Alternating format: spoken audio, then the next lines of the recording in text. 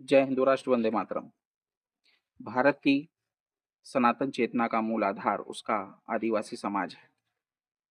वनों, पर्वतों और नदियों के सानिध्य में विकसित यह समाज प्रकृति पूजा, ग्राम देवता, कुल परंपराओं और सरना जैसी प्राचीन आस्थाओं के माध्यम से सहस्त्राब्दियों से सनातन संस्कृति को जीवंत बनाए हुए है।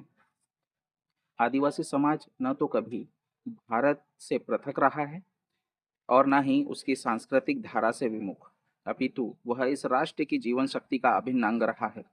किंतु आज यही समाज एक गहरे अस्तित्वगत संकट का सामना कर रहा है, क्योंकि तथाकथित सेवा के आवरण में चलता षड्यंत्र देश के अनेक आदिवासी बहुल क्षेत्रों में, विशेषतः मध्य प्रदेश के निमाड़ अंचल में एक संगठित ईसाई मिशनरी नेटवर्क द्वारा सुनियोजित ढंग से हस्तक्षेप किया जा रहा है।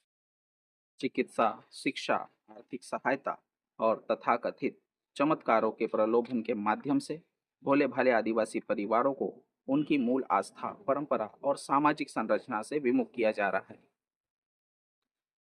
यह प्रक्रिया केवल धर्मांतरण तक सीमित नहीं है, बल्कि यह सांस्कृतिक विघटन और सामाजिक विखंडन का साधन बन चुकी है। धर्मांतरण के पश्चात व्यक्ति न अपने मूल समाज में सम्मान पाता है और न ही नए समुदाय में स्वीकार्यता।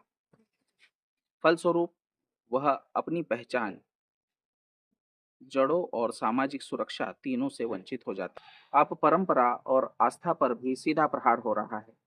आदिवासी देव परंपराओं को अंधविश्वास घोषित करना, ग्राम देवताओं को असत्य सिद्ध करने का प्रयास करना तथा बच्चों को उनकी सांस्कृतिक जड़ों से काटना, यह धार्मिक स्वतंत्रता नहीं बल्कि सुनियोजित सांस्कृतिक आक्रमण है।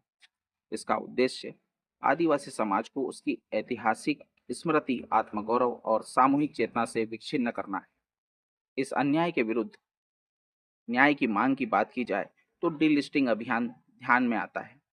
अनुसूचित जनजाति का दर्जा केवल जन्म से नहीं, बल्कि विशिष्ट सांस्कृतिक जीवन पद्धति, सामाजिक संरचना और परंपरागत आस्था से जुड़ा हुआ है।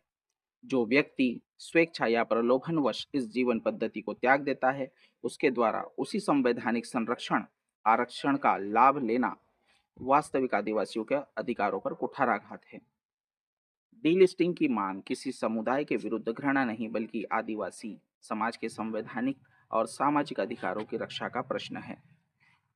इसी बीच यदि भ्रम फैलाने वाली शक्तियों की बात की जाए तो कुछ तथाकथित आदिवासी संगठन और राजनीतिक स्वर यह दुष्प्रचार कर रहे हैं कि आदिवासी हिंदू नहीं है।